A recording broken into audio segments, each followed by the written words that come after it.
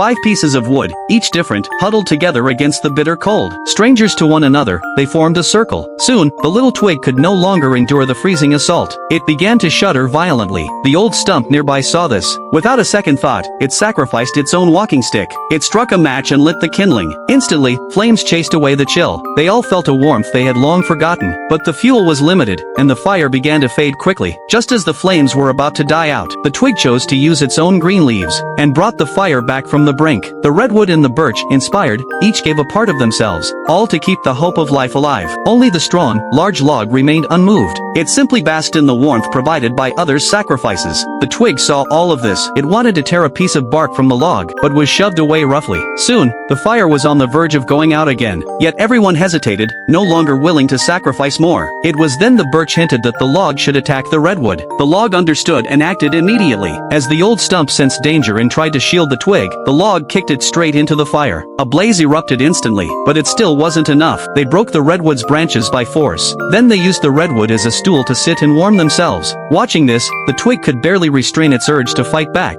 but the log grabbed it and held it over the flames. At the critical moment, it bit the log's finger, and finally managed to escape. The birch, seeing the log embarrassed, burst into uncontrollable laughter. This infuriated the log, so it broke a branch from the birch and shoved it into its mouth. Then it threw both the birch and the redwood into the fire. Suddenly, only the log and the twig remained. The twig trembled in a corner. Finally, looking at the old stump, who had once helped it, now burning in the fire, it made a decision. Enduring the heat, it picked up the stump's remains. Then, catching the log off guard, it swung the burning stump square into its face. The log, caught by surprise, stumbled and fell into the fire. And so, the twig became the sole survivor. After tossing the last remnants of the old stump into the flames, the fire grew stronger and brighter. Its burning companions became its only source of warmth. But standing by the roaring fire, the twig felt only cold.